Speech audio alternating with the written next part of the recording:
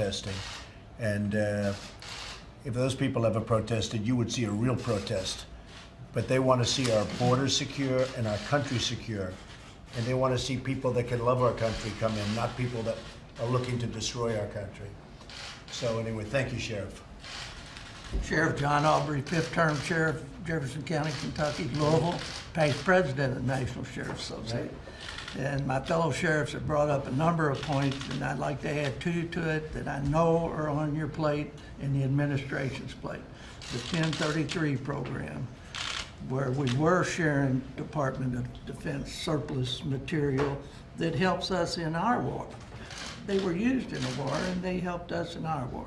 That got severely curtailed. And the other thing is asset forfeiture. People want to say we're taking money and without due process. That's not true. You know, we take money from dope dealers. So you're saying, okay, so you're saying the asset taking you used to do and it had an impact, right? And you're not allowed to do it now? No, they have curtailed it a little bit. And I'm sure the folks are... And that's for legal reasons or just political reasons? They make it political and they make it, they make up stories. Well, I'd like to look into that, okay? There's no reason for that, okay? Dana, do you think there's any reason for that? Are you aware of this? I'm aware of that, Mr. President, and we have gotten a great deal of criticism for the asset forfeiture, which, as the sheriff said, is frequently was taking narcotics proceeds and other proceeds of crime, but there has been a lot of pressure on the department to curtail some of that. So what do you do? So in other words, they have a huge stash of drugs. So in the old days, you take it. Now we're criticized if we take it. So who gets it? What happens to it? Well, we have what is called equitable sharing, where we usually share it with the local police departments for whatever portion that they worked on the case. And it was a very successful program, very popular with the law enforcement community. And now what happens? Well, now we've just been given, there's been a lot of pressure not to forfeit in some cases. Who would want that pressure, you know? I mean, other than like bad people, right? But who would want that pressure? You would think they'd want this stuff taken away. You have to be careful how you speak, I guess, but a lot of pressure's coming out of was coming out of Congress. I don't know if that'll continue now or not. I think less so. I think Congress is going to get beat up really badly by the voters because they've let this happen. And I think badly. I think you'll be back in shape. So asset forfeiture, we're going to go back on, okay? Thank you, sir. I mean, how simple can anything be? You all agree with that, I assume, right? Absolutely. Do you even understand the other side of it? No. It's like some things, No sense. sort of like the Iran deal. Nobody even understands how a thing like that could have happened.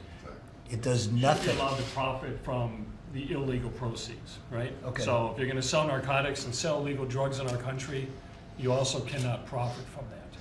And so we seize those profits. So do we need any legislation or any executive orders for that, would you say, Dana? To put that back in business? I don't think we need any executive orders. We just need kind of some encouragement Okay. to move in that direction. Good. You're encouraged. I love that answer because that's better than signing executive orders and then these people take it and they make it look so terrible. Oh, it's so terrible. I love it. You're encouraged, okay? Good. Asset forfeiture, you're encouraged. Okay. Yes, sir. Mr. President, we appreciate you having us here today at the White House. My name is John Kerry Biddick, and I'm the sheriff in Monroe County, Georgia. I'm a past president with the National Sheriff's Association as well, and I currently chair our Governmental Affairs Committee. And I just want to thank you for the administration working actually on pieces of legislation and on political ideas with us. It's refreshing, and we are thoroughly enjoying it. We are currently working with Senator Grassley on some criminal justice reform issues, and the administration has been supporting us. And Yes. The asset forfeiture is a big thing. Okay, go for it. And Just go for it. I think the Dana will department- tell me if I can't do it, then we'll start doing it. Yes, sir. I think they got that message. But, Okay, that's great. But Sounds- we appreciate it. We appreciate your ear, and we appreciate you taking the time to sit down and at least talk to us. Yeah, I appreciate it too. Thank you, John. Thanks for your support. Thank you. Thank you, Mr. President, Thank Mr. you, Vice Greg. President. Greg Champagne, I am the sheriff in St. Charles Parish, Louisiana, basically a suburban community outside of New Orleans. I have the honor of representing 3,088 sheriffs around the country, and you see the leadership of our organization. These are the leadership of past presidents and the future presidents of our agency. But more importantly than that, we all represent and oversee literally a few 100,000 deputy sheriffs who are truly the backbone of law enforcement in this country. We have a bumper sticker the NSA puts out that says, "Sheriffs and deputies, the original Homeland Security." And so that is a force multiplier. Those men and women out there are the tip of the spear, and we stand ready to help and keep this community safe because that's what we're all elected to do. So we thank you so much for Thank having you. us. Thank you very much, Greg. A great group of people. We're going to go into the Oval Office. Does anybody have anything to, not even a question, a statement, as to how we can bring about law enforcement in a very good, civil, lovely way, but we have to stop crime, right? Would anybody like to make a statement? A couple of Mr. you? President, Yes, sir. on the asset forfeiture, we've got a state senator in Texas that was talking about introducing legislation to require conviction before we could receive that forfeiture money. you believe that? And I told him that the cartel would build a monument to him in Mexico if he could get that legislation Who's the state passed. senator? Do you want to give his name? We'll destroy his career. Mr. President, Okay, thank you. you know, we have been invited to the White House before, and we've sat at this table with the former administration. But this is totally different. Not once did the president go around the room and ask the sheriffs what were issues that were important to us, he or she, in our parts of the country, or rather it was an outgoing message about gun control, about other things. You asked us what was important to us, whether it's mental health in the jails, opioid addiction, you hit on them right off the bat.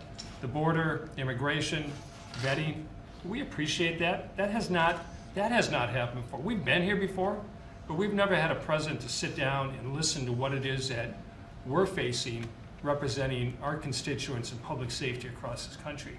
And that's why we appreciate it. That's why we're here today with you. Before it was scripted. Very much. You know, Bill Belichick is a great guy and a friend of mine, and he was telling me, but somebody told me that he'll oftentimes, when he's wanting to get a player, he'll go to the other players on the team. He'll say, "What do you think of this guy?" You know, they all know the different people. And he'll listen to them, and he's done very well, right? He's done very well. And essentially, that's what we're doing. You know, we're talking to the people that know. I'm not telling you, you're telling me, like what came up this morning.